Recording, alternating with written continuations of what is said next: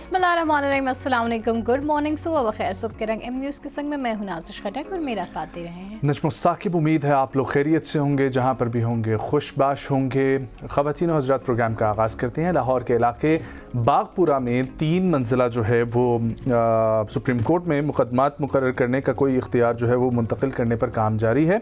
Supreme court में मुकदमात मुकर्रर करने का इख्तियार AI को मुंतकिल करने पर काम जारी है। ये बात Supreme Court secretary to chief justice Mushtaq Ahmed ने मीडिया को सुप्रीम कोर्ट सर्विसेज पर ब्रीफिंग देते हुए बताया। इस मौके पर registrar Supreme Court Suhail Lagari भी मौजूद थे।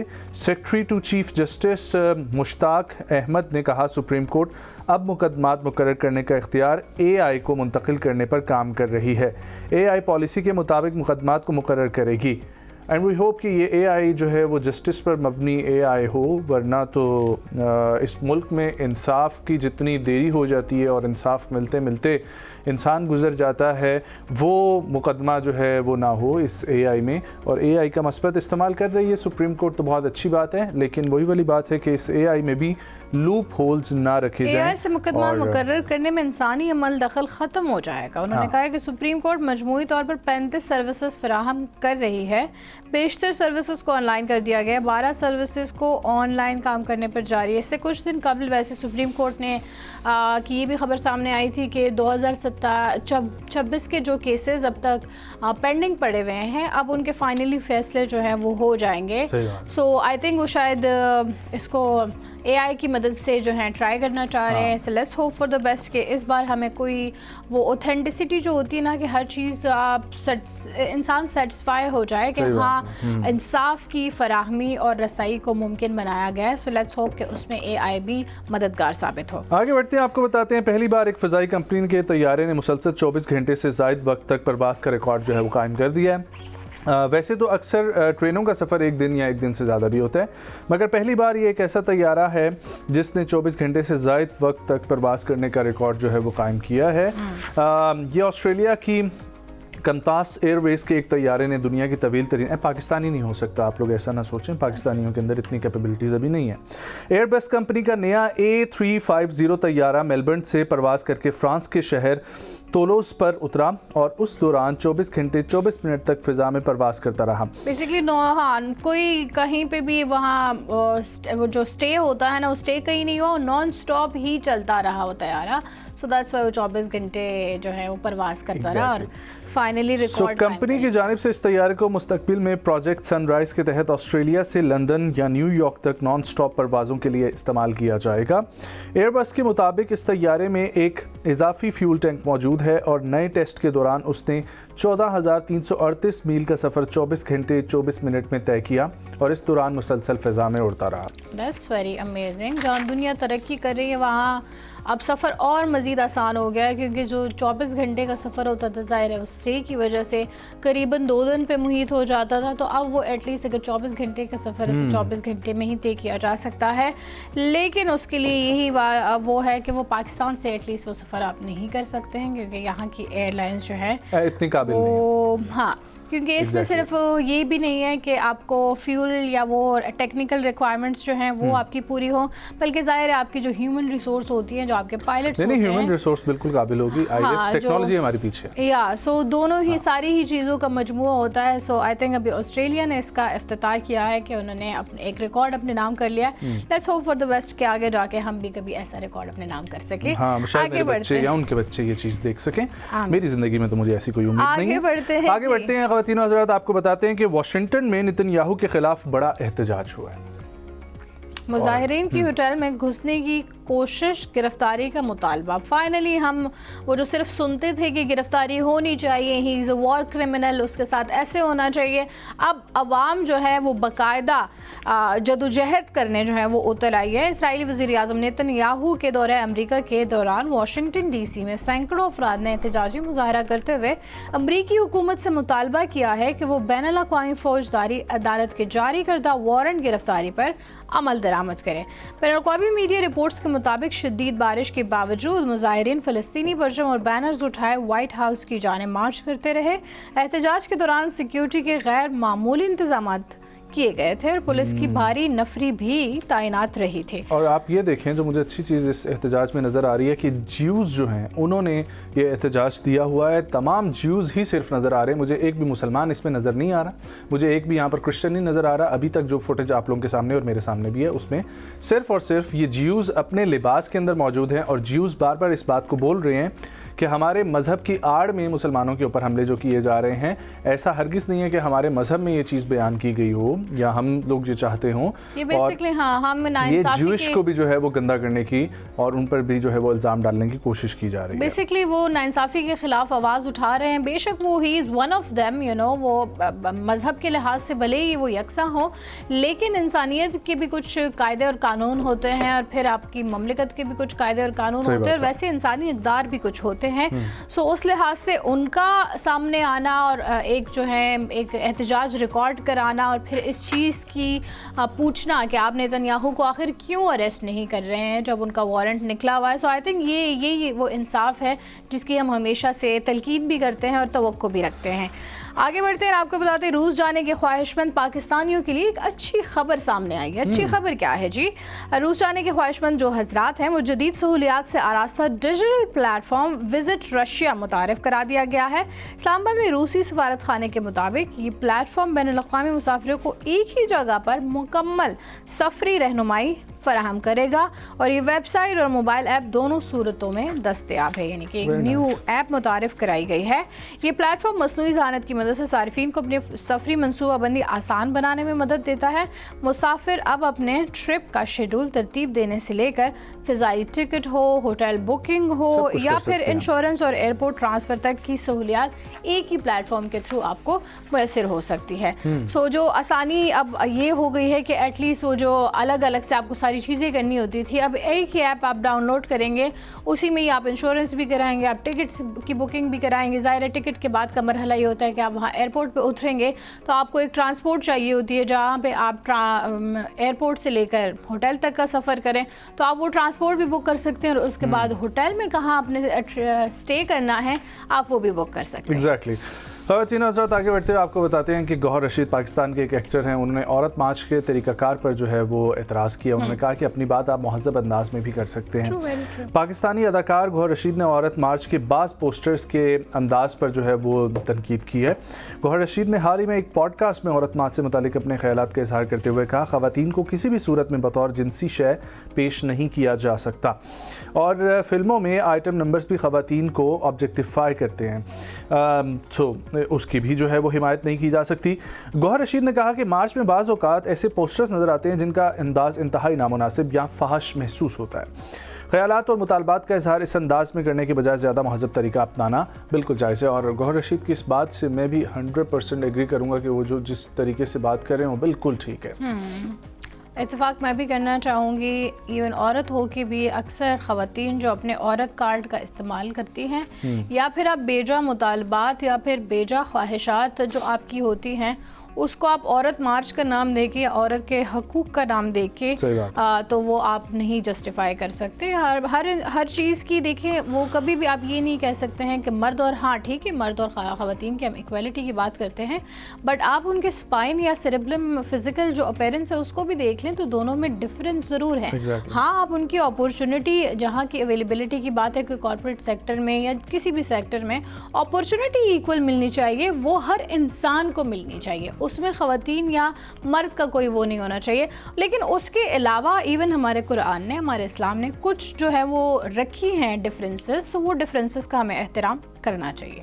आगे बढ़ते हैं ख़वातीन हज़रात, आपको बताते हैं कि पाकिस्तान फ़ुटबॉल टीम पहली बार किसी भी फीफा इवेंट में शिरकत करेगी। PFF ने तस्दीक कर दी है। पाकिस्तान फ़ुटबॉल फेडरेशन ने कौमी मेंस फ़ुटबॉल टीम के हवाले से जो है ये बयान दिया है कि इस साल होने वाले इफ्तिताही फीफा आसियान कप में जो है वो शिरकत करेगी। बाज़ाब्ता तस्दीक कर दी गई है। पाकिस्तान फ़ुटबॉल फेडरेशन के मुताबिक कौमी मेंस फ़ुटबॉल टीम ये रवां साल सितंबर और अक्टूबर में इंडोनेशिया में खेला जाने वाला जो आसियान कप है उसमें शिरकत करेगी। Pakistan team FIFA ASEAN cup के टॉप टायर में एक्शन में होगी। पाकिस्तान उन 3 ममालिक में शामिल है जिन्हें खुसूसी तौर पर इवेंट में मद्दू किया गया है। इवेंट में शरीक टीमों को 2 ग्रुप्स में जो है वो तकसीम किया जाएगा। PFF के सदर सैयद मोहसिन गिलानी का कहना है कि कौमी वुमेंस फुटबॉल टीम की फीफा सीरीज़ में शिरकत के बाद अब कौमी मेंस फुटबॉल टीम भी अपने पहले फीफा इवेंट में शिरकत जो है वो करने के लिए भरपूर तरीके से तैयार है। वेल फाइनली हमारी फुटबॉल पे जो है वो लोगों की तवज्जो हो रही है, और जब से ये मौजूदा जो सदर हैं मोहसिन गिलानी ये आए हैं तो तब से तो काफ़ी काम जो है वो तेज़ हो गया, काफ़ी काम देखने में आ रहा है। और finally at least we are now seeing our sports somewhere getting somewhere, at least recognition मिलेगी, अप्रिसिएशन मिलेगी, that's what we all want. आगे बढ़ते हैं जी, आपको बताते हैं पाकिस्तान की आलमी जूनियर टीम स्क्वॉश चैंपियनशिप के क्वार्टर फाइनल में भी रसाई हासिल कर चुकी है। पाकिस्तान ने आलमी जूनियर टीम स्क्वॉश चैंपियनशिप में मेज़बान कनाडा को 2-0 से शिकस्त देकर क्वार्टर फाइनल में अपनी जगह बना ली है। मौसूला इतलात के मुताबिक कनाडा के शहर नयाग्रा लेक में जारी आलमी जूनियर टीम स्क्वॉश चैंपियनशिप के प्री क्वार्टर फाइनल में सेट 7 पाकिस्तान ने मेज़बान कनाडा को 2-0 से शिकस्त कर ली। पाकिस्तान के नुमान खान ने पहले मैच में कोल्टन मैक्लाफिन को 3-0 से मात दी और दूसरे मैच में अब्दुल्ला नवाज ने सख्त मुकाबले के बाद कॉल्टर मरे को 3-2 से शिकस्त देकर पाकिस्तान को अगले मरहले में पहुंचा दिया है। सो फाइनली जहां पर स्पोर्ट्स में हमारी तरक्की हो रही है, स्क्वॉश पाकिस्तान ने एक वक्त में दुनिया में राज किया है स्क्वॉश पे, और अभी भी हमारे बच्चे बहुत अच्छा खेल रहे हैं और उसी की मिसाल है कि अब पाकिस्तान इसमें तरक्की कर रहा है। आगे बढ़ते हैं ख़वातीन और हज़रात, आपको बताते हैं कि इस्लामाबाद में जारी सेंट्रल एशियन वॉलीबॉल एसोसिएशन कावा चैंपियनशिप के सेमीफाइनल्स में सनसनीखेज मुकाबलों के बाद पाकिस्तान और बांग्लादेश ने फाइनल में जगह बना ली है। पाकिस्तान और बांग्लादेश आमने सामने होंगे इस वॉलीबॉल चैंपियनशिप में। बांग्लादेश ने पहला सेट 21 के मुकाबले में 25, दूसरा सेट 20 के मुकाबले में 25 और तीसरा सेट 19 के मुकाबले में 25 से जीतकर उज़्बेकिस्तान को इवेंट से बाहर किया। दूसरे सेमीफाइनल में मेज़बान पाकिस्तान ने श्रीलंका को हर शोबे में आउट क्लास करते हुए मुसलसल तीसरी बार 3-0 से कामयाबी हासिल करके फाइनल में शानदार अंदाज में रसाई हासिल की है। पाकिस्तान ने पहले सेट में श्रीलंका को 18 के मुकाबले में 25 से शिकस्त दी। दूसरे सेट में पाकिस्तानी स्मैशर्स की जारहाना कारकर्दगी के सामने श्रीलंकन टीम बेबस दिखाई दी और पाकिस्तान ने यह सेट 10 के मुकाबले में 25 से जीता। तीसरे सेट में भी कौमी टीम ने उम्दा खेल पेश करते हुए 21 के मुकाबले में 25 से कामयाबी समेटी है। पाकिस्तान की मुसलसल फतुहात के बाद कौमी टीम का वॉलीबॉल चैंपियनशिप के फाइनल में पहुंच गई है, जहां कल पाकिस्तान और बांग्लादेश के दरमियान टाइटल के लिए फैसला होगा। पता चले तमाम मैचेस जीतने के बाद फाइनल आ जाए हमारी टीम। सही बात है, लेकिन let's hope for the best. Final देखने का मजा आएगा। आगे बढ़ते हैं और आपको एंटरटेनमेंट इंडस्ट्री से एक बहुत ही दिलचस्प खबर सुनाते हैं। मोहम्मद अहमद के साथ बदसलूकी की वीडियो सामने आने पर मुतल्लिका अदाकार ने माफ़ी मांग ली। कुछ रोज कबल जो हैं काफ़ी दिनों से ये इस बात का चर्चा हो रहा था। सीनियर अदाकार हैं और मुसन्निफ भी हैं सैयद मोहम्मद अहमद, उन्होंने एक पॉडकास्ट में ये इंकशाफ किया था कि उनके गंजेपन का और जो है उनके बूढ़े होने का तो बहुत मजाक उड़ाया है एक अदाकार ने और बार बार उड़ाया है, लेकिन मैंने उस टाइम उनको कोई रद्द अमल नहीं दिया।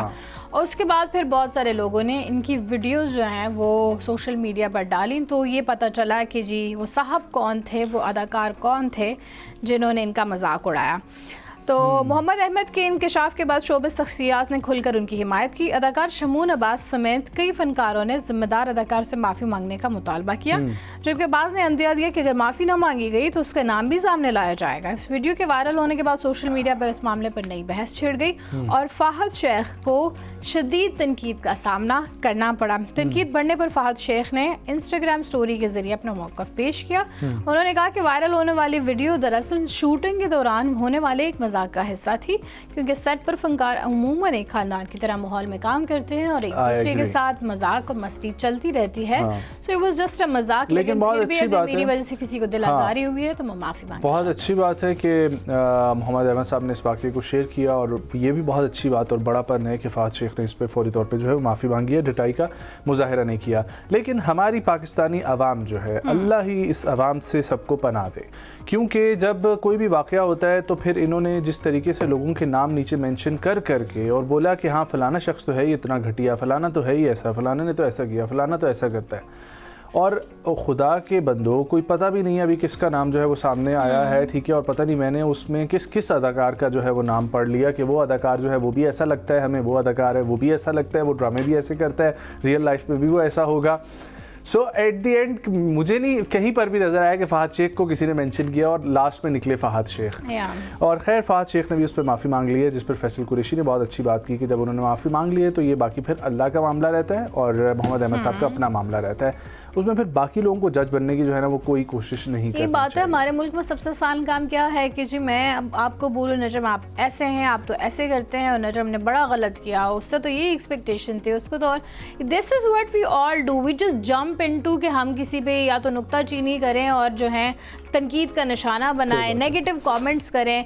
नेगेटिविटी से बाहर निकल कर भी एक दुनिया है। इवन फाद शेख ने ये भी बताया है कि वो इससे पहले भी अहमद साहब से इस बारे में माफ़ी मांग चुके हैं, लेकिन अगर वो फिर भी चाहते हैं तो मैं पब्लिकली भी उनसे माफ़ी मांग लूँगा अगर इसकी वजह से उनकी दिल आज़ारी हुई है। तो आई थिंक बड़ेपन का उन्होंने मुजाहरा किया, लेकिन पॉजिटिविटी भी इसमें नज़र आई है कि देखिए उन्होंने एक मजाक मस्ती में ही बेशक एक बात की थी, लेकिन उनको रियलाइज़ हुआ कि हाँ अगर किसी को उससे कोई तकलीफ पहुंची है सो व्हाई नॉट कि मैं उससे माफ़ी मांग लूं। बिल्कुल सही बात है, गलतियां सबसे होती हैं। हाँ, ये चीज़ें हमें अपनी एक्सेप्ट भी करनी चाहिए और उस पर माफ़ी मांगनी भी चाहिए, और अगले का भी इतना बड़ा ज़र्फ होना चाहिए कि वो माफ़ करे। बस सोशल मीडिया में सिर्फ और सिर्फ ना मैसेज उसकी खातिर कि आप लोगों को लोग देखें और सराहें, इसकी वजह से नेगेटिव पब्लिसिटी ना किया करें प्लीज़। खातिन हज़रात, एक ब्रेक, हमारे साथ रहिए।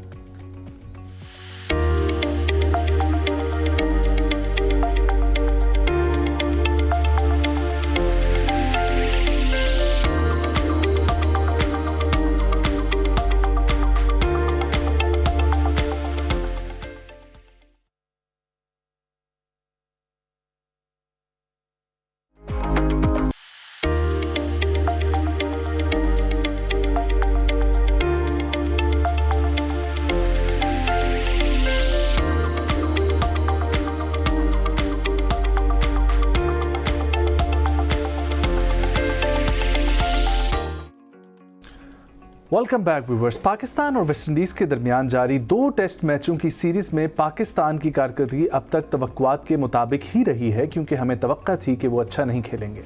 पहले टेस्ट में वेस्ट इंडीज़ ने पाकिस्तान को 90 रन से शिकस्त देकर सीरीज़ में 0-1 की बरतरी हासिल कर ली है, जबकि पाकिस्तान को जीत के लिए 211 रन का हदफ मिला था, लेकिन वो दूसरी इनिंग्स में पूरा नहीं कर सके।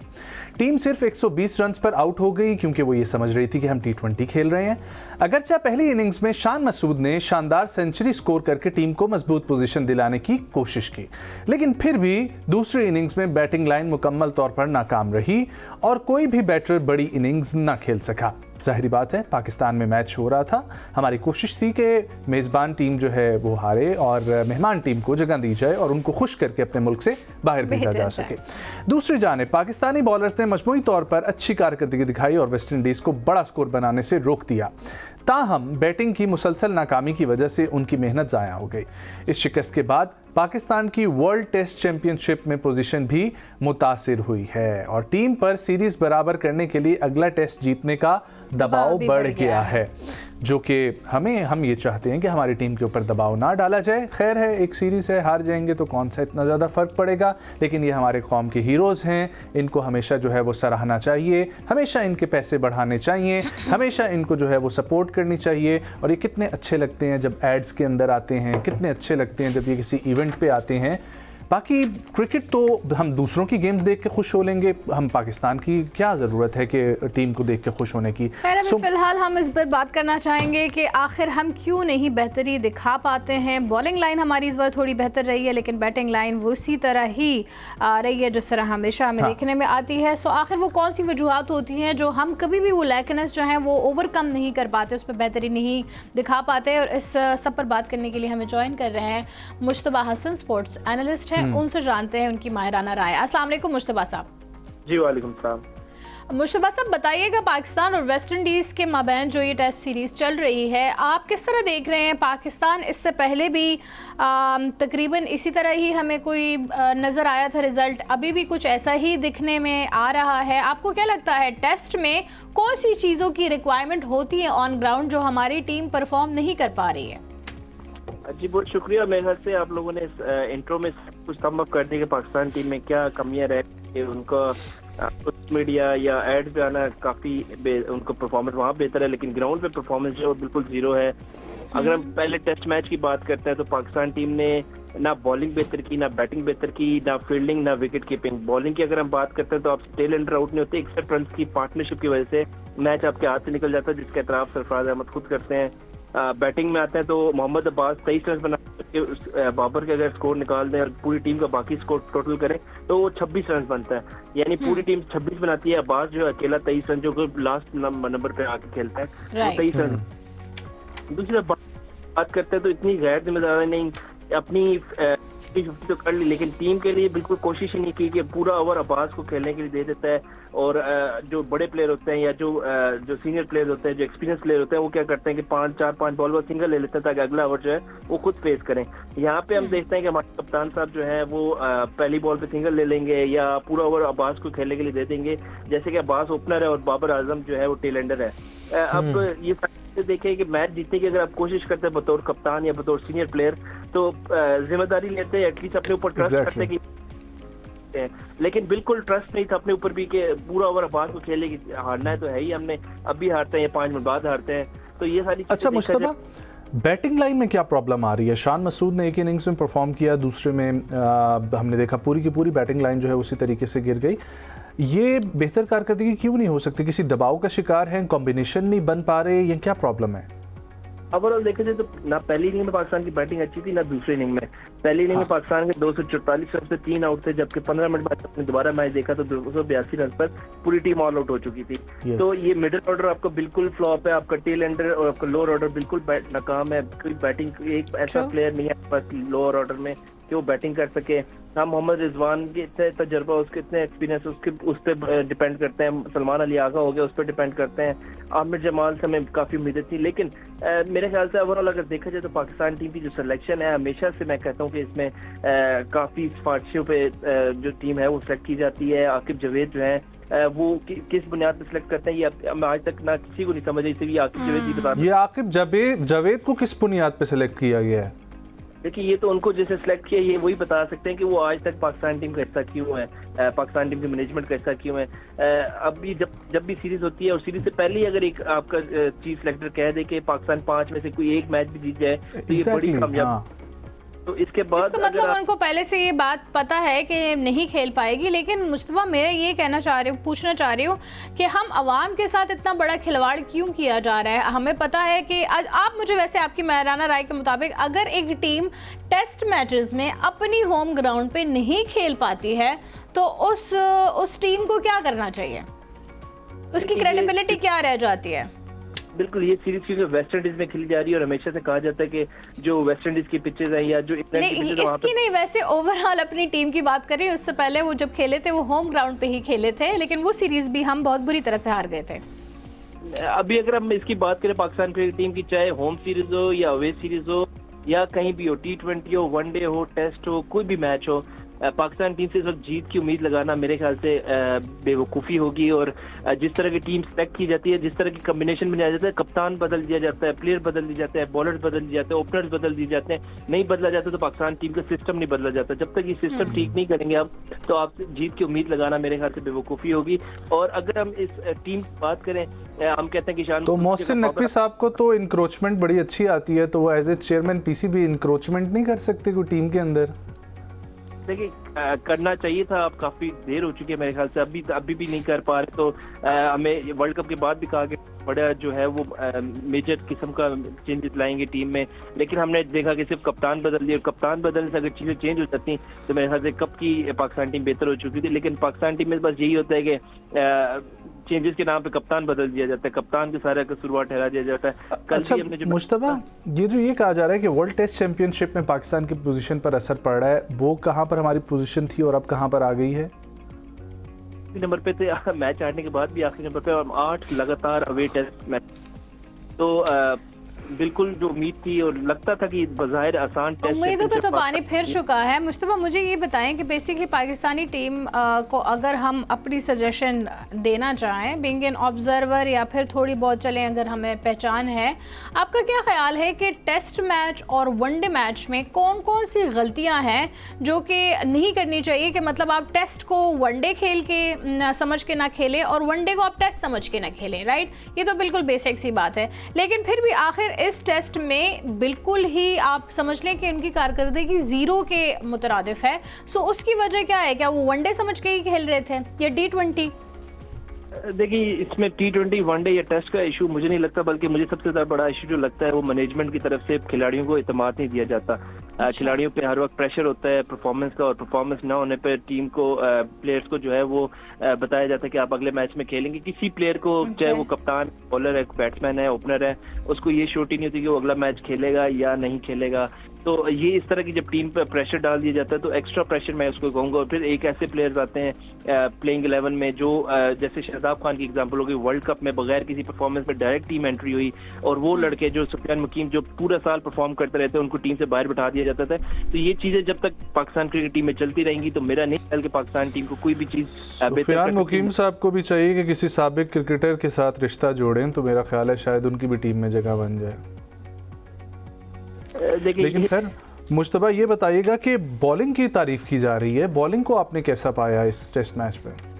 देखिए, अगर हम बॉलिंग की बात करते हैं निस्बतन बेहतर जरूर थी, क्योंकि हमारे पास इनएक्सपीरियंस बॉलर मोहम्मद अब्बास के अलावा बॉलर थे। वो कहा जाता है कि वो हमारे पास ना शहीन था, ना हारिस था, ना हसन था, जो कि एक अच्छी चीज थी। मैं कहता हूँ कि चेंजेस आनी चाहिए थी, इस तरह की चेंजेस, और इस तरह की जब चेंजेस आई हैं तो उसका रिजल्ट भी हमने देखा। लेकिन फिर भी वही बात है कि पाकिस्तान के पास टेलेंटेड स्काउट करने का कोई अभी तक गोट सामने नहीं आया। हम देखते हैं कि स्टुअर्ट ब्रॉड 160 रन बनाया जाता है, हरभजन शोएब अख्तर को छक्के लगा के वनडे मैच जीत जाता है। इसके अलावा कई ऐसे मैचेस हमने देखे कि टेल एंडर्स हमसे मैच लेके चले जाते हैं। इस अच्छा मुश्तबा, अभी की जो मौजूदा कॉम्बिनेशन है और जो प्लेइंग 11 हमारी है और जो बाकी खिलाड़ी मौजूद हैं इस वक्त वेस्ट इंडीज़ में, ये जो कॉम्बिनेशन है इसको किस तरीके से बनाने की ज़रूरत है कि अगले मैच में हिकमत अमली हमारी कुछ बेहतर हो सके? देखिए, इसमें सबसे पहले तो आपकी बैटिंग की जो उसमें बेहतरी लानी चाहिए, क्योंकि अभी कहा जा रहा है कि चेंजेस भी आ सकती है। जैसे जो अब्दुल्ला शफीक जो है वो टीम में एंटर हो सकते हैं, लेकिन वो क्योंकि वो पहले कैरेबियन लीग खेल रहे तो उसमें वहाँ पे मौजूद है। इसके अलावा शान मसूद को 6वें नंबर पर जाके बैटिंग करना, मेरे ख्याल से पूरा जो उन्होंने टॉप ऑर्डर उसको एक्सपोज कर दिया। अगर शान मसूद नहीं होगा टीम में तो आपकी टॉप ऑर्डर बैटिंग कैसी होगी? उसने पहले इनिंग में सेंचुरी की तो स्कोर आपका 280 तक पहुंच गया, लेकिन अगर जब वो जल्दी आउट हुआ तो आपकी टीम का स्कोर 120 हुआ। बाबर आजम अपनी इनिंग तो खेल लिया, लेकिन उस निज़ामदाराना इनिंग, कप्तानी की इनिंग जैसे खेलते हैं, कप्तान को जैसे निज़ामदार की इनिंग खेलनी चाहिए उस तरह की इनिंग नहीं खेल। और उस तरह मैं को अपने ऊपर लेना चाहिए था, कॉन्फिडेंस होना चाहिए था कि वो पाकिस्तान के लिए मैच विनिंग इनिंग खेल सकते हैं। लेकिन हमारे कप्तान ऐसे हैं कि जिनके पास इतना कॉन्फिडेंस नहीं है कि वो मैच विनिंग इनिंग खेलने की या मैच जितवाने की सलाहियत रखते हैं, या कोई ऐसा मैच फिनिश। आज तक हम देखते हैं विराट कोहली हो गए, जोई रूट, उनको मुवाजना किया जाता है, लेकिन वो प्लेयर है जो टीम को एंड तक, बेन स्टोक्स का नाम भी ले लें, कि जो टीम को एंड तक मैच जिताने की कोशिश जरूर करते हैं, चाहे जीते ना जीते, कब सम टाइम और most of the time they finish the game. लेकिन बाबर आजम ने बिल्कुल कोशिश की नहीं, बिल्कुल नजर ही नहीं आई कोशिश। और हम जब 7 आउट हो गए तो हमें लग गया था कि यहाँ से हम मैच कभी भी नहीं जीत सकते, चाहे बाबर आजम एंड तक खड़ा रहे क्रीज पर, क्योंकि उसमें मैच की सलाहियत नहीं है। तो मेरे ख्याल से जब तक आपको अपने प्लेयर्स को अपने ऊपर इत्मीनान नहीं होगा, आप कप्तान आपके ऊपर इत्मीनान करेगा, तो मेरे ख्याल से पाकिस्तान मुश्तबा मुझे ये बताएं कि हम में इतनी सलाहियत है कि हम अगले टेस्ट मैच में कुछ बराबर कर सके, स्कोर कुछ थोड़ा बहुत करीब पहुंच सकें? क्योंकि सलाहियत तो आपने कहा कि हमें किसी में नजर नहीं आई, लेकिन क्या हम इतनी तवक्को रखें या वो भी ना रखें? देखिए, जब चीज फैक्टर आपका मेन वो कह रहा है कि 5 में से 1 मैच जीत जाना कामयाबी होगी, तो मेरा भी यही ख्याल है कि अगर हम ये 1 मैच और अगले इंग्लैंड के खिलाफ 3 टेस्ट मैच में कोई 1 मैच जीत जाए तो कामयाबी होगी। बज़ाहिर ऐसा लगता नहीं है, लेकिन दूसरी टीम वेस्ट इंडीज है जो कि खुद वर्ल्ड कप के लिए क्वालिफिकेशन राउंड खेलेगी। उसकी परफॉर्मेंस भी ज्यादा अच्छी नहीं है, लेकिन उससे भी अगर हम मैच हारते हैं और अगला मैच भी तो मेरे ख्याल से पाकिस्तान क्रिकेट को इन्ना लिल्लाह व इन्ना इलैहि राजिऊन कहना चाहिए। किस स्टेट ऑफ माइंड से आपको लगता है उन्होंने ये बात की थी कि अगर हम 5 में से 1 भी जीत जाएंगे तो हाँ नहीं, मैंने कहा किस स्टेट ऑफ माइंड से आपको लगता है कि उन्होंने ये बात की होगी कि अगर हम 1 भी मैच जीत जाए तो अगर टीम की सिलेक्शन उन्होंने खुद की थी तो उनका ये बात करना बनता था। आखिर अवाम को वो क्या समझ रहे हैं? आपको क्या लगता है कि क्यों, क्या उन पे भी प्रेशर होगा कि हाँ अपनी टीम यही रखनी है चाहे कुछ भी हो जाए? देखिए, पूरी टीम की जो सिलेक्शन होती है वो सिफारिशों की बुनियाद पर होती है। एक का दमाद आगे दूसरे का दमाद, इस तरह की सिफारिशें खेलते हैं। सिफारिशी कल्चर जो है पाकिस्तान टीम में काफी मशहूर है। आकिब जवेद का ये बयान, मेरे ख्याल से उनको इस चीज का अंदाजा था कि पाकिस्तान टीम कहाँ पे खड़ी है, पाकिस्तान टीम के अंदर कौन सा ऐसा बासलीयत प्लेयर है जो 5 दिन का टेस्ट मैच जितवा सके। और अभी करंट टीम में कोई ऐसा प्लेयर मुझे नजर नहीं आता जो पाकिस्तान टीम को टेस्ट मैच जितवा सके। अब्बास की बॉलिंग की अगर हम बात करते हैं तो नो डाउट उसने बॉलिंग अच्छी की, और इसी तरह खुरम ने बड़ी अच्छी बॉलिंग की, अली ने अच्छी बॉलिंग की, लेकिन वही बात है कि जब आप टेल एंडर्स को आउट नहीं कर सकेंगे, आपके टॉप ऑर्डर और मिडिल ऑर्डर आउट करके टेल एंडर से आप 61 रन की पार्टनरशिप लेके मैच हार जाएंगे तो पाकिस्तान टीम में बेहतरी नहीं आएगी। लेकिन ये है कि आकिब जुबैर ने जिस तरह कहा कि 5 में से 1 मैच हम जीत जाए तो कामयाबी समझूंगा, तो उन्होंने अपने जो जब से वो पाकिस्तान टीम के साथ जुड़े हैं, पाकिस्तान मैनेजमेंट में आए हैं, उसके बाद की पाकिस्तान की जो परफॉर्मेंस है उसको देख के बोला है और बिल्कुल दुरुस्त बोला है, क्योंकि जब से वो पाकिस्तान टीम में आए तो पाकिस्तान सीरीज हारता ही रहा है, चाहे वनडे हो, टेस्ट हो या ओडीआई हो। पाकिस्तान ना कोई टूर्नामेंट जीता, ना कोई बड़ा मैच जीता, ना इंडिया से कोई मैच जीता, ना किसी इंग्लैंड से कभी कोई मैच जीता। तो ये चीजें उनको बिल्कुल वाज़ेह हो चुकी थी कि पाकिस्तान टीम जो है सिर्फ टेस्ट सीरीज जाती है, खेलने जाती है, खाना पूरी करती है, वहाँ पे खेलती है, रहती है। हाँ, जाहिर बात है, पूछगछ नहीं है ना किसी किस्म की, और जब आपकी अकाउंटेबिलिटी ना हो फिर तो आप जो मर्जी फैसले लें।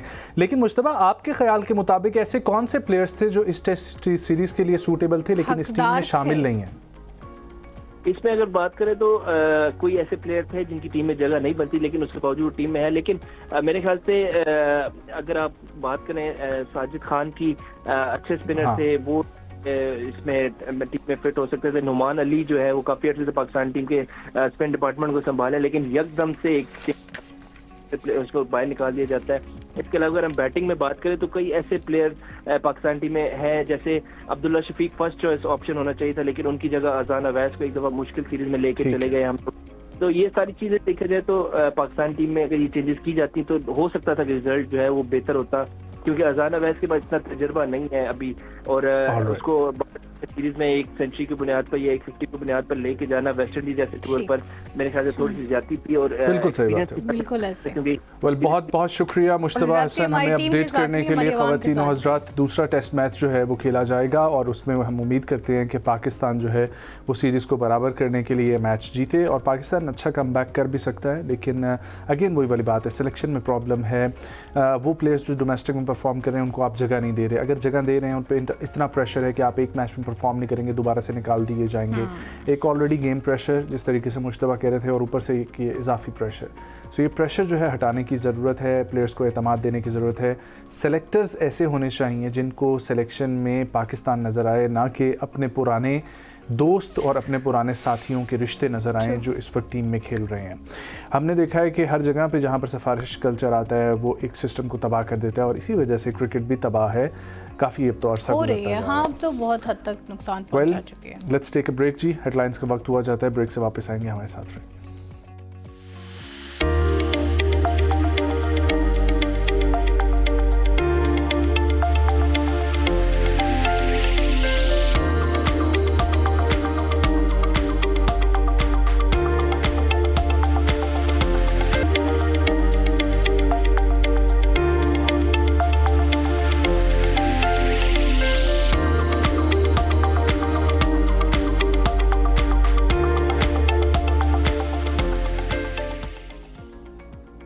वेलकम बैक नाज़रीन। इस सेगमेंट में हम बात करेंगे ख़वातीन की खुद मुख्तारी के हवाले से कि किस तरह ख़वातीन जो है वो एक रहनुमा की हैसियत से, एक कारोबारी शख्सियत की हैसियत से काम करके न सिर्फ अपने घर वालों की बेहतरी कर सकती है बल्कि एक अच्छा मुआशरा भी तश्कील दे सकती है। और जब भी हम बात करते हैं नौजवान नस्ल की, सो उनकी जो शेप अप होती है वो हमेशा बच्चे की पहली दरसगाह ही माँ होती है। सो माँ का पढ़ा लिखा होना, उसका खुद मुख्तार होना, खुद कफील होना, ये कितना ज़रूरी है, क्योंकि एक बच्चे को सिर्फ और सिर्फ आप तालीम नहीं देते हैं बल्कि उसे कॉन्फिडेंस भी देते हैं, और वो कॉन्फिडेंस उसे एक माँ ही देती है, क्योंकि ज़्यादातर बच्चे का जो वक्त होता है वो अपनी माँ के साथ ही गुजरता है। नेशनल इकोनॉमी के लिए बहुत ज़्यादा ज़रूरी होता है कि जब हमारे मुल्क में ज़्यादातर देखा जाता है तो जहाँ पर नौजवान तादाद में ज़्यादा है वहीं पर ख़वातीन भी तादाद में ज़्यादा हैं, तो उनका कारोबार में आना, ठीक है, इसको बढ़ाना ये बहुत ज़रूरी है। या यही हमारी बेसिकली मुल्क की आगे तरक्की के लिए, इन फ्यूचर के लिए बहुत ज़रूरी होता है। तो हम अपनी ख़वातीन को कैसे बाइख्तियार बना सकते हैं, कैसे ख़ुद मुख्तार बना सकते हैं,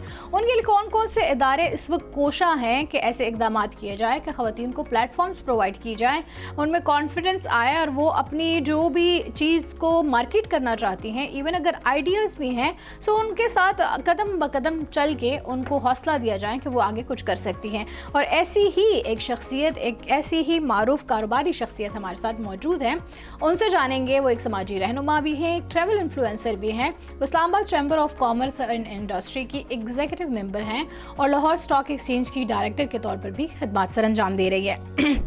उनसे जानना चाहेंगे कि कारोबार ख़वातीन की मुआशी खुद मुख्तारी, सरमायाकारी और सियाहत के फ़रोग़ के शोबों में क्या खदमात सर अंजाम दे सकता है और किस कदम काबिल कदर है कि इन सारी चीज़ों को बढ़ावा देने के लिए हमें ख़वातीन का हाथ जो है वो थामना चाहिए और उनको आगे बढ़ाने में मदद देनी चाहिए। हमारे साथ मौजूद है Shumaila Siddiqui, executive member of ICCI। अस्सलाम वालेकुम Shumaila, thank you so very much for joining us. जैसे कि मैंने एक बहुत लंबी तमहीद बांधी क्योंकि जब भी हम हमेशा ख़वातीन की बात करते हैं कुछ लोग का ये भी कहना होता है कि हम अपना फेमिनिज्म वाला कार्ड या फिर वुमेन कार्ड प्ले करके गलत बात को भी जस्टिफाई करते हैं, जिसके मैं बिल्कुल खिलाफ हूँ।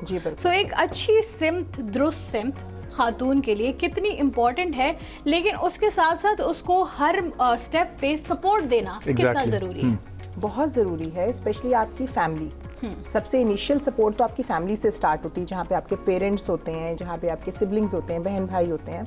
और बच्चे के सुबह मतलब जब वो पैदा होता है तो शुरू से पता चल जाता है उसमें कोई स्किल्स हैं, और टाइम के साथ आप वो स्किल्स जो हैं वो मज़ीद बेहतर कर सकते हैं। वो जिस तरफ जा रहा है, आजकल तो दौर ही नहीं रहा कि बच्चा सिर्फ डॉक्टर, इंजीनियर या टीचर बने। तो जो वो बनना चाहता है, ग्राफिक डिज़ाइनर है या आर्किटेक्ट है, बहुत सारी फील्ड्स हैं। सोशल मीडिया में कितने लोग वंडर्स भी कर रहे हैं, जहाँ पे लोग बहुत बुरा कंटेंट बना रहे हैं, वहीं पे बहुत अच्छा कंटेंट भी बना रहे हैं। तो शुमाइला साहब, how did you start it? Like I mean शुरू से प्रिविलेज थी, आसपास जो है वो माहौल ऐसा फराहम हुआ था या खुद से स्टार्ट लिया? कि मुझे ये अच्छा, प्रिविलेज किसी हद तक ये था कि यस, मैं एक ऐसे घर में पैदा हुई जहाँ मेरे फादर बहुत ही ज़्यादा अवेयर थे और बहुत इनकरेज करने वाले थे। लेकिन वक्त के साथ ज़ाहिर है वो एक आपको फैमिली एटमॉस्फेयर, चीज़ें, बच्चे, फैमिली सबको देख के चलना पड़ता है। हर्डल्स बहुत ज़्यादा आई। जब काम करना शुरू हुई और प्रैक्टिकल लाइफ में आई तो लगा सब कुछ बहुत आसान होगा। शादी से पहले आपने शुरू किया या बाद में शुरू किया? शादी से पहले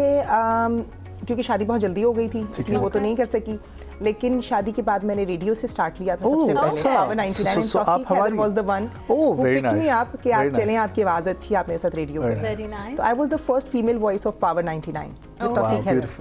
फिर वहाँ से वो एक इनकरेजमेंट मिली, अच्छा नहीं मैं कुछ और भी कर सकती हूँ।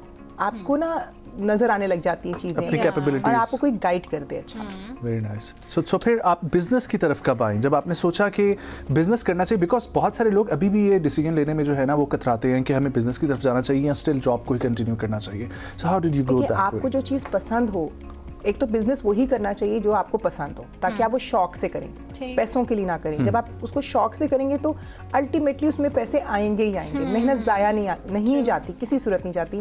मुझे याद है इनिशियली जब मैंने स्टार्ट लिया था तो पता नहीं कितने महीने कुछ समझ ही नहीं आ रहा था कि किस तरह हम काम करें, काम करना ही नहीं आता था, to be very honest. Tax system नहीं समझ आता था, टैक्स पेयर बनना नहीं चाहती थी, पता नहीं क्या हो जाएगा, मुझे शायद आके नैब वाले पकड़ लेंगे, मतलब इतने मिसकॉन्सेप्ट हमारे दिमाग में होते हैं।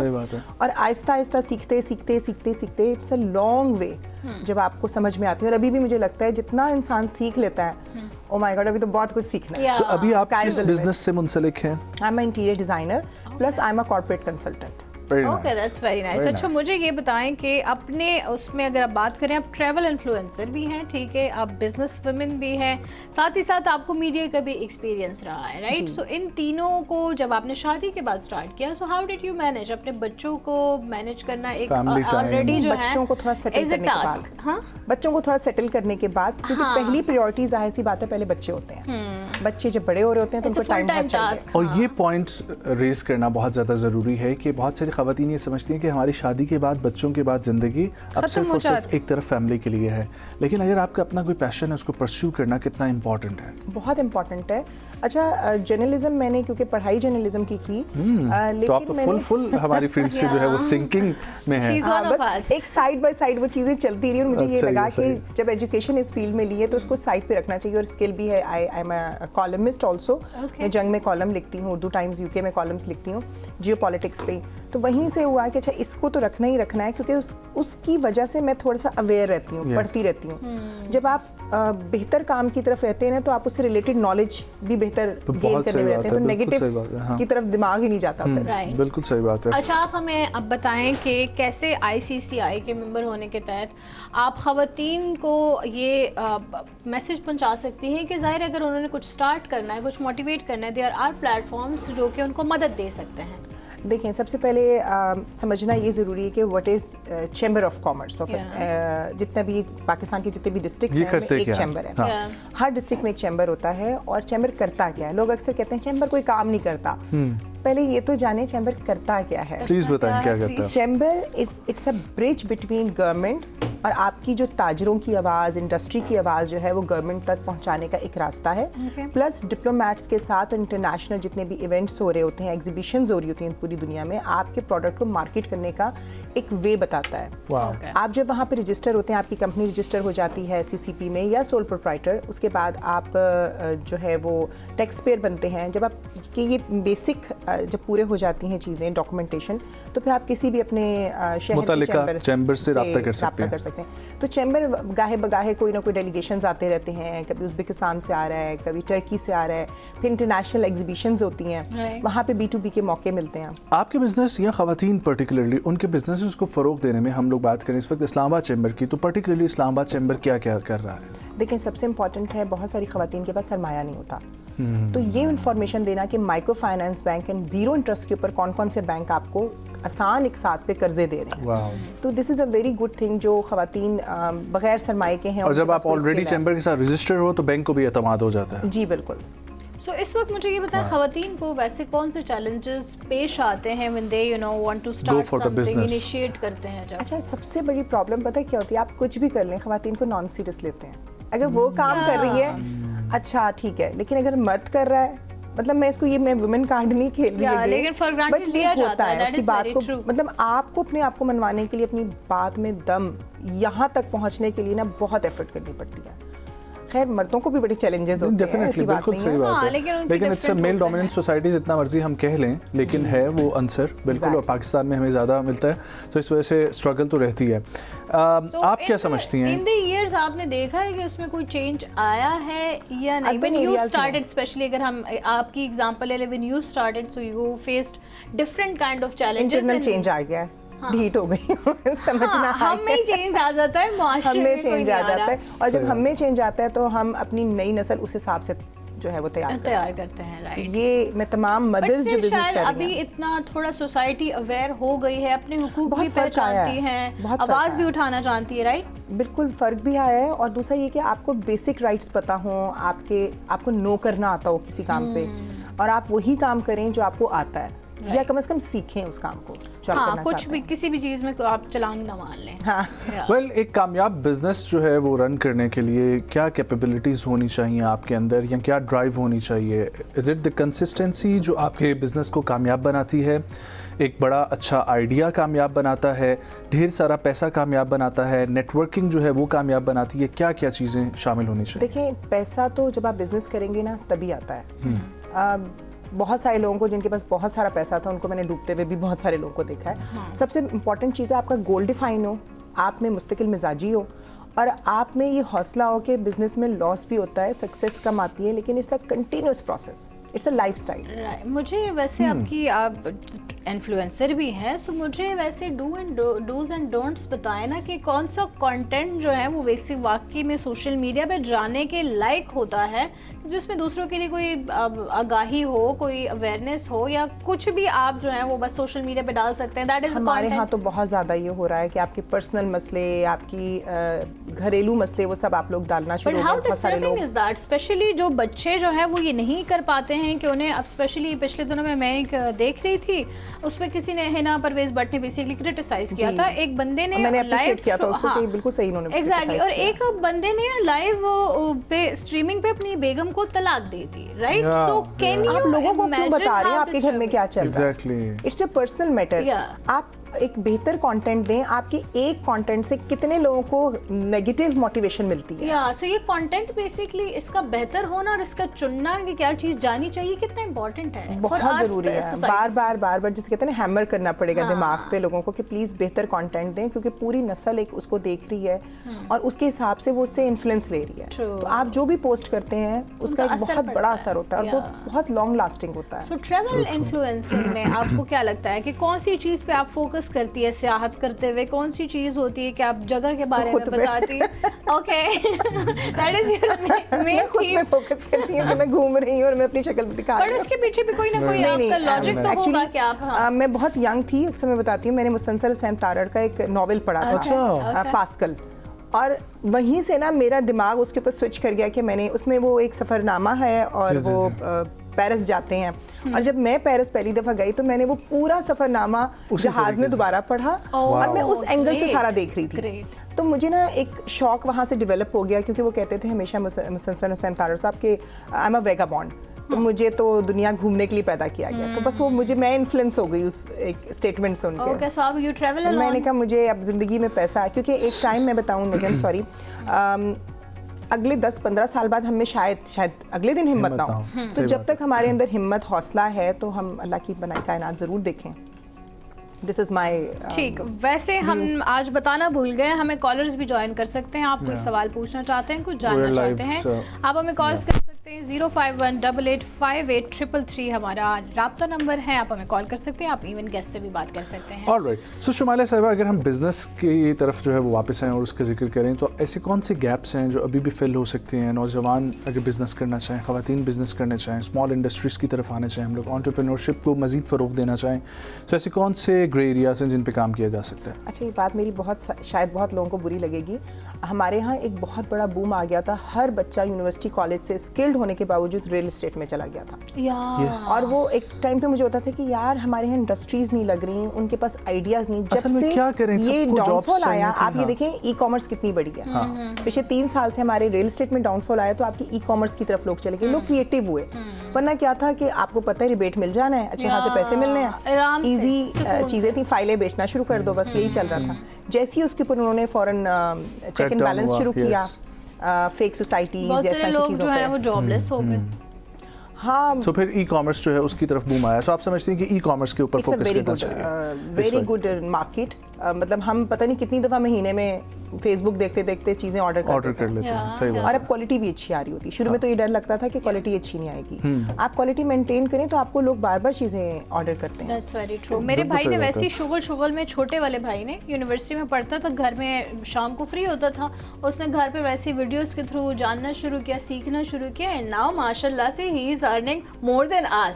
सो या उसने 4 साल लगा लिए घर पे बैठे ही, बट या ही इज अर्निंग गुड। सो पाकिस्तान में पाकिस्तान में सयाहत यहाँ पर भी घूमती हैं या यहाँ पर नहीं? बिल्कुल, कहाँ नहीं गई। कौन सी जगह आपकी अब तक आप सबसे खूबसूरत लगी? पाकिस्तान में बलोचिस्तान बहुत खूबसूरत है, स्पेशली जब मैं कोस्टल हाईवे से गई थी, जब प्रिंसेस ऑफ होप का जहाँ पे है, वो जितने भी पास जाओ वो लगता है अभी भी दूर है, और वहाँ पे वेलकनर्स हैं, मड वेलकनर्स हैं, और वो बहुत खूबसूरत है।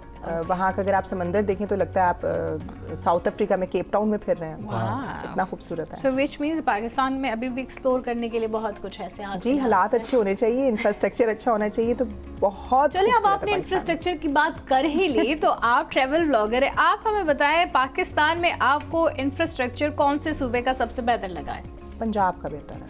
हाँ, बाकी हमारी कराक्रम हाईवे बहुत अच्छी है। मैं वही बात करने लगा था, गिलगित बल्तिस्तान में भी infrastructure with in the Gilgit north areas में काफी अच्छा है। जो तोदे गिर जाते हैं वो तो मौसमी असरात की वजह से हैं, बट रोड बहुत अच्छी है, चाइना के बॉर्डर तक मैं गई हुई हूँ, बहुत अच्छी रोड है। वैसे आपका सिंध के इंफ्रास्ट्रक्चर के बारे में क्या कहना है? अल्लाह ताला उनको हिदायत दे, वहाँ पे ठीक करे। कुछ ऐसा कराची में ये ट्रैवल ब्लॉगर्स हैं, इन्होंने ट्रैवल करना होता है, कंटेंट दिखाना होता है, पाकिस्तान की खूबसूरती भी बयान करते हैं, लेकिन साथ ही साथ जाहिर सी बात है जो चीज़ें हमें बेहतर करने की जरूरत है। सोशल मीडिया हेल्प करता है आपके बिजनेस को ग्रो करने में 100%। How is that? सो आप इसको कैसे यूज करती हैं? देखें, बहुत सारे प्रोडक्ट्स ऐसे हैं जो मार्केट करने से बहुत अच्छी उनकी सेल हो जाती है। मेरा नेफ्यू है, उसने माशाल्लाह अभी बड़ी ज़बरदस्त मार्बल की फैक्ट्री लगाई है और नए आइडियाज़ लेकर आया, मार्बल का फर्नीचर बना रहा है। बिल्कुल, ये अमेजिंग, बहुत अच्छा आइडिया है, अमेजिंग वर्क है। ज़ैन सुन रहा होगा, कहेगा मेरी मार्केटिंग हो रही है। अब वो आइडिया यूनिक था, प्लस उसका फेसबुक और ये सब चीज़ें, जो भी बंदे इस तरह के काम कर रहे हैं, उसका एक बहुत अच्छा इम्पैक्ट होता है। जो न्यू चीज़ आती है बेसिकली क्रिएटिव माइंड के साथ। वेल, क्या मंसूबे हैं आपके मुस्तकबिल के? मुस्तकबिल के कोई ख़ास नहीं है, बस एक हाउ अच्छा डू यू सी इंसान द बनना। पाकिस्तान बिजनेस इंडस्ट्री ग्रोइंग और आप उसके साथ साथ ग्रो करते हुए? बिल्कुल, पाकिस्तान की वापस स्टॉक इज़ गेटिंग बेटर, अल्हम्दुलिल्लाह। लोगों ने इन्वेस्ट करना शुरू कर दिया है, पाकिस्तान की रियल एस्टेट बेटर हो रही है, कंस्ट्रक्शन में बूम आ रहा है। अब हमें थोड़ा सा, मुझे लगता है हमें ज़राअत की तरफ, एग्रीकल्चर की तरफ ध्यान देना चाहिए, बहुत ज़रूरी है, बहुत ज़्यादा। स्पेशली हमारे जब बॉर्डर्स क्लोज हो जाते हैं तो हमारी सब्जियां, हमारे फल सब वेस्ट हो जाते हैं और करोड़ों का नुकसान होता है किसानों को। सही बात है। तो एग्रीकल्चर वाकई में आपको फूड सिक्योरिटी जो है वो फराहम कर सकता है, और नए टेक्नोलॉजीज़ को आप इंट्रोड्यूस कराएं। हाँ, वेल हो रहा है काम। हुकूमत Pakistan under SIFC they are working, so will hope कि एग्रीकल्चर जो हम बचपन से सुनते आए हैं कि वी हैव एग्रेरियन लैंड, लेकिन आज दिन तक उसको पाकिस्तान एक ज़राई मुल्क है, हाँ, लेकिन हम बाहर से इंपोर्ट करा रहे हैं, नाम नहीं रह गया, अब तो वो सिर्फ नाम करेंगे। सो बस अल्लाह खैर करे। वेल बहुत बहुत शुक्रिया शुमाइला सिद्दीकी साहिबा for joining us, for coming. हमारे साथ एक कॉलर हैं, ठीक है, इसी टॉपिक पे हम उनको जो है वो शामिल कर लेते हैं। जाते जाते हम उनसे अस्सलाम वालेकुम जी, कौन कहाँ से? हेलो, आप तक आवाज़ आ रही है? कौन साहब साहिबा और कहाँ से हमें ज्वाइन कर रहे हैं?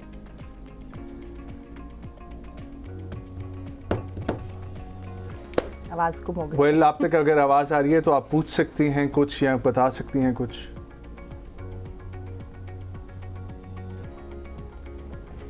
मैं सवाल करूं? सॉरी, जी जी जी जी जी जी बताएं प्लीज़। अच्छा, मुझे दो चीज़ें पूछनी थी। सबसे पहले तो वो प्रोग्राम बहुत अच्छा है और मुझे ये पूछना आवाज़ था ज़रा कि- स्टूडियो में काइंडली बढ़ा दीजिएगा। Okay okay. जी आयशा बताइए। अस्सलाम वालेकुम, कैसी हैं आप? ठीक अच्छा, मैं बड़े ठाक, शौक आप से आपका प्रोग्राम सुनती हूँ। अच्छा, मुझे ना ये पूछना था कि जैसे कि आज कल जैसे कि महंगाई भी है, तो मुझे ये बताइएगा कि अगर महंगाई को मद्देनज़र रखते हुए जो छोटे और दरमियाने दर्जे के कारोबार हैं उनको सहारा देने के लिए जो है वो कुछ तजवीज़ बताएं कि ख़वातीन स्पेशली कैसे कारोबार कर सकती हैं इस महंगाई में ना, तो ये प्लीज़ बताइएगा ज़रा। Thank you so much Ayesha for calling. Ji Shumaila साहब। अच्छा, उसमें बहुत सारे बैंक्स जो हैं, जैसे मैंने पहले कहा माइक्रो फाइनेंस बैंक, जो ख़वातीन के लिए भी गवर्नमेंट ने भी कुछ स्कीम्स निकाली हैं, स्पेशली प्लॉट तक की स्कीम्स हैं और आपको घर बनाने तक की स्कीम्स हैं। अगेन फिर मैं कहूँगी कि चैम्बर्स या इस तरह के जो भी इदारे होते हैं, आप उनसे, वो एक प्लेटफॉर्म होता है। जितनी भी मिनिस्ट्रीज़ में जो स्कीम्स निकल रही हैं, स्टेट बैंक कोई स्कीम निकाल रहा है तो वो हम तक पहुँच रही हैं और हम आगे अपने तमाम मेंबर्स तक पहुँचा रहे हैं। और कुछ नहीं, अगर आप मेंबर नहीं बन सकते तो कम से कम ऐसे पेजेस ज़रूर ज्वाइन करें जहाँ से गवर्नमेंट की जो भी सहूलतें हो रही हैं या कोई बैंक इस किस्म की कोई फैसिलिटीज़ दे रहा है तो उसकी इन्फॉर्मेशन। अच्छी बात है कि आपके बैंक की ऑलरेडी जो है वो बहुत सारे ऐसे कर्जाजात अब फराहम किए जा रहे हैं, सो आप उनकी तरफ जो है ना वो आएं। आयशा, अगर आप कोई बिजनेस खुद कर रही हैं या फिर आपकी कोई साथी हैं जो बिजनेस कर रहे हैं, सो अगर उनको कोई मुश्किलात दरपेश है तो या तो वो वहाँ के चैम्बर से रब्ता कर सकते हैं। आई एम श्योर कि वो आपको किसी न किसी से कनेक्ट कर लेंगे। डेफिनेटली। अगेन बहुत शुक्रिया आपका भी, हमारी कॉलर का भी। छोटा सा वक्फा लेना चाहेंगे, वापस आएंगे, कहीं मत जाइए, हमारे साथ रहें।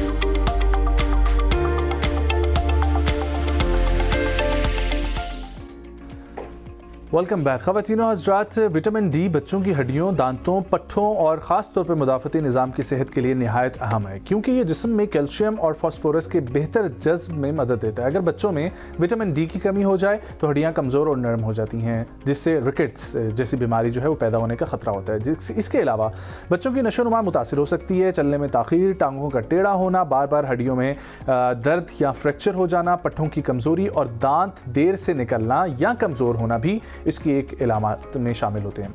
तहकीक से ये भी मालूम हुआ है कि विटामिन डी की कमी बाज़ बच्चों में बार बार सांस के इन्फेक्शन और मुदाफ़ती निज़ाम की कमज़ोरी से भी मुंसलिक हो सकती है। अगरचा इस बारे में मज़ीद तहकीक जारी है। माहिरीन के मुताबिक मुनासिब धूप, उम्र के मुताबिक मुतवाज़िन ग़िज़ा और ज़रूरत पड़ने पर डॉक्टर के मशवरे से विटामिन डी सप्लीमेंट्स से कमी जो है उसकी कमी में जो है वो हो सकती है, मौसर साबित हो सकती हैं। इसी पे हम लोग बात करते हैं कि बच्चों में विटामिन डी की कमी को नेचुरली कैसे पूरा किया जाए, कितना ज़रूरी होता है विटामिन डी, और अगर विटामिन डी की कमी हो जाए तो क्या क्या ज़ाहिर होती हैं चीज़ें। इसी पर बात करने के लिए हमें फ़ोन लाइन पर ज्वाइन कर रही हैं कंसल्टेंट पीडियाट्रिशियन है और senior registrar pediatrics at Karachi metropolitan university and consultant pediatrician at Saifee hospital Karachi. We have with us doctor Sana Abbas साहिबा। अस्सलाम वालेकुम डॉक्टर साहिबा, thank you so much for joining. उम्मीद आप खैरियत से होंगी। डॉक्टर साहिबा, ये विटामिन डी की कमी बच्चों में होना क्या क्या खतरात जो है वो ला सकती है और कितना ज़रूरी होता है विटामिन डी का पूरा होना? वालेकुम अस्सलाम। आपने इंट्रोडक्शन में ही काफ़ी अच्छे तरीके से इसको ब्रीफ कर दिया कि विटामिन डी की कमी से क्या क्या अलामात बच्चों में ज़ाहिर हो जाती हैं। Vitamin D is among those important micronutrients जो बच्चे की ग्रोथ पे बहुत गहरा असर रखता है। अगर विटामिन डी की बच्चे कमी का शिकार हो जाएं तो ऑब्वियसली उनकी ग्रोथ इफेक्ट हो जाती है। और हर एज वाइज अगर विटामिन डी की कमी को मैं कैटेगराइज करूं तो डिफरेंट साइन एंड सिम्टम्स बच्चों में ये जाहिर करती है। एग्जैक्टली हम सिम्टम्स ही बात करना चाह रहे हैं कि कौन कौन से सिम्टम्स जो है वो आते हैं बचपन में और फिर आगे बढ़ते हुए। मिसाल के तौर पर अगर इन्फेंसी में बच्चे को विटामिन डी सप्लीमेंटेशन ना दिया जाए, यहाँ एक इम्पॉर्टेंट चीज़ ये है कि ब्रेस्ट फीड जो माँ का दूध होता है वो हर चीज़ में पूरी न्यूट्रिएंट्स रखता है सिवाय विटामिन डी के। माँ के दूध में विटामिन डी की कमी होती है, जिसकी वजह से वर्ल्ड वाइड रिकमेंडेशंस हैं कि हर बच्चे को, जो भी बच्चा माँ का दूध कंज्यूम करता है वो विटामिन डी के ड्रॉप जरूर कंज्यूम करे, क्योंकि डिलेड टीथ इरप्शन, बच्चों को देर से दांत आना, बच्चे की मिजाज में चिड़चिड़ापन पैदा होना, उसको सही तौर पर भूख ना लगना, इसी तरह बच्चे की हड्डियों में बुरबुरापन पैदा हो जाना, बिकॉज विटामिन डी रिस्पॉन्सिबल होती है हमारी गट से कैल्शियम और फॉस्फेट की एब्जॉर्प्शन की।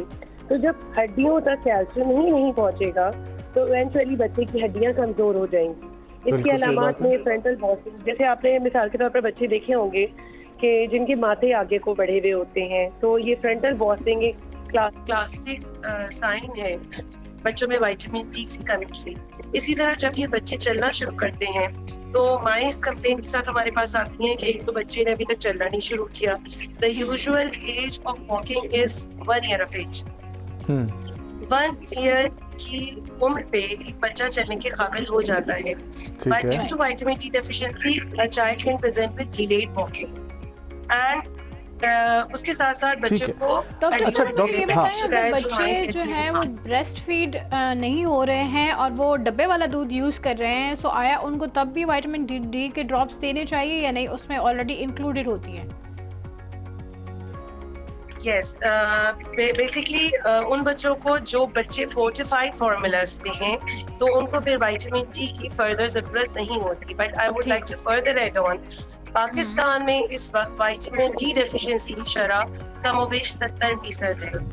तो हमारे बच्चे विटामिन का शिकार है, लिहाजा अगर उन बच्चों को भी एडेड विटामिन डी दे दिया जाए तो इसमें कोई हर्ज नहीं। ठीक है। अच्छा डॉक्टर साहिबा, ये बताइएगा कि हमने ये तो जान लिया कि क्या क्या खतरात हो सकते हैं, अब इसको ठीक कैसे करना इसके ऊपर आते हैं। कौन कौन से ऐसे सोर्सेज हैं विटामिन डी की जिसको हम इस्तेमाल कर सकते हैं और बॉडी में पूरा कर सकते हैं बच्चों के?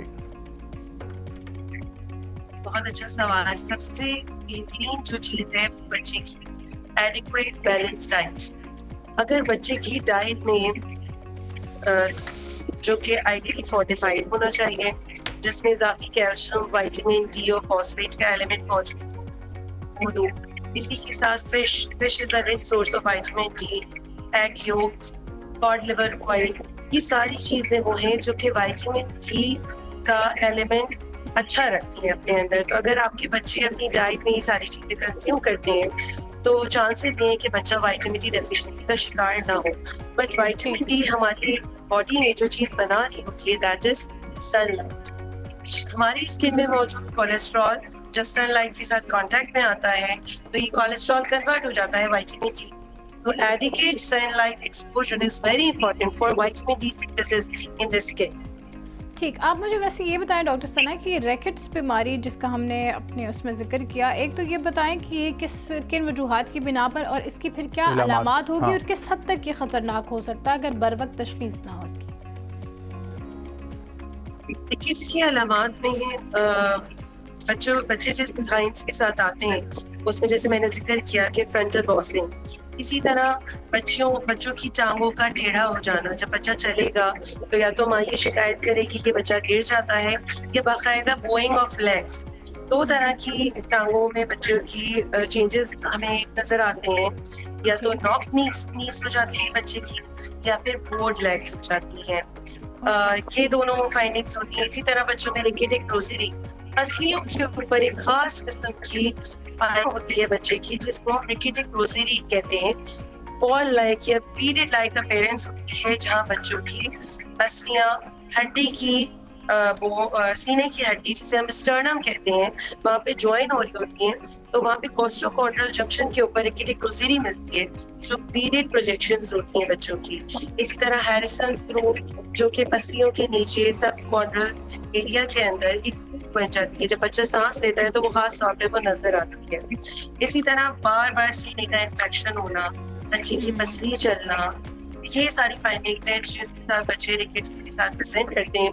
और अगर इसका बर वक्त इलाज ना किया जाए तो ऑब्वियसली हड्डियों की कमजोरी है, ये फर्दर बच्चे की ग्रोथ को कॉम्प्रोमाइज करेगी, इवेंचुअली विल लीड। ठीक है, अच्छा डॉक्टर साहिबा ये बताइएगा कि विटामिन डी से रिलेटेड हमने ये तो जाना कि पट्ठों में कमज़ोरी, आपका मुदाफ़ती निज़ाम भी मुतासिर होना, हड्डियों में कमज़ोरी, क्या इसके कोई दिमागी असरात भी होते हैं?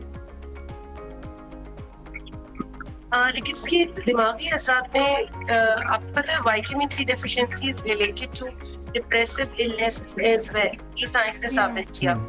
तो एंजाइटी के इश्यूज, डिप्रेशन के इश्यूज जब हम एडल्ट पॉपुलेशन की बात करें तो that is related to vitamin D deficiency. But behavioural disorders में स्टिल ये अंडर रिसर्च है कि विटामिन डी के क्या रोल्स हैं। अलबत्ता मुदाफ़ती निज़ाम में इसके रोल्स हैं कि बच्चे का मुदाफ़ती निज़ाम विटामिन डी पे डिपेंड करता है। अगर विटामिन डी एडिक्वेट हो बॉडी में तो उन बच्चों का मुदाफ़ती निज़ाम अच्छा काम करता है, वो इन्फेक्शन से अच्छे तौर पर लड़ पाते हैं। ठीक, वैसे अगर अमूमन एक बच्चा छोटा 3 साल तक का हो उसकी बॉडी को विटामिन डी एक दिन में कितनी मिकदार में रिक्वायर्ड होती है, और अगर हम साथ ही साथ बड़ों की भी बात करें, थोड़े से बड़े हो जाएं तो उनको कितनी रिक्वायरमेंट होती है? क्योंकि वैसे ही आजकल जो मौसम चल रहा है, आजकल क्या अब तो साल जो मौसम चलता है, जैसे कि मैं अपनी बात करूँ तो मैं खुद भी धूप में बहुत कम ही निकलती हूँ। सो हम बच्चों को धूप में भेजते नहीं है, लेकिन जाहिर सी बात है एक नेचुरल विटामिन डी का सोर्स सनलाइट ही है। As I said earlier, कि अगर आपकी diet, if your diet contains adequate amount of vitamin D, तो फिर तो बहुत अच्छी बात है। लेकिन अगर मैं बात करूँ एज वाइज क्या विटामिन डी की सप्लीमेंटेशन होनी चाहिए, तो इन्फेंसी में it is recommended to give 400 international units of vitamin D daily. And beyond infancy जब हम यंग चिल्ड्रन की बात करते हैं तो 600 international unit of vitamin D बच्चे की डाइट में होना चाहिए। और एडल्ट पॉपुलेशन में भी 800 to 1000 इंटरनेशनल यूनिट्स जो है वो विटामिन डी के होने चाहिए। Okay, that's a lot. All right. Well, thank you so much, Dr. Sana Abbas, for joining us. आपने हमें विटामिन डी के हवाले से वो तमाम तर चीज़ें बताई जो जानना बहुत ज़रूरी हैं। ख़वातीन और हज़रात, बच्चों के लिए ये चीज़ें जो है वो बताना बहुत ज़रूरी है। लास्ट सेगमेंट है हमारा हिस्ट्री का, और आज पाकिस्तान की एक टॉप अदाकारा, मारूफ बासलाहियत अदाकारा यमुना ज़ैदी की बर्थडे है।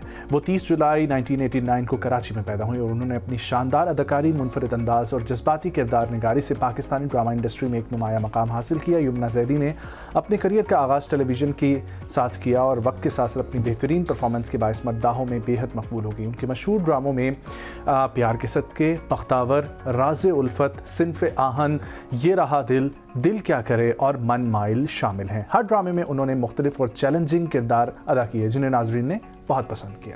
काफ़ी पसंद किया जा रहा है। इनफैक्ट यमुना जैदी ने बहुत कम दौरानिए में बहुत अच्छा नाम कमाया है और बहुत बड़े बड़े अदाकारों में उनका शुमार होता है। या and she does the character जैसे हर कोई रिलेट कर पाता है और ऐसे लगता है जैसे कि शायद आप वो वाकई में उस दुनिया में जी रही होती हैं और वो वही सब कुछ उनके साथ हो रहा होता है। या सो काफ़ी अच्छा नाम कमा चुकी है। इसी के साथ ख़वातीन और हज़रात हमारे जो है वो तमाम तर सेगमेंट्स ख़त्म हो जाते हैं। हमारा प्रोग्राम अपने इख्तिताम को पहुँचा। मुझे और नाज़िश खट्टर को दीजिए इजाज़त। कल मुलाकात होती है। अपना ख्याल रखिए। अल्लाह ने के बाद।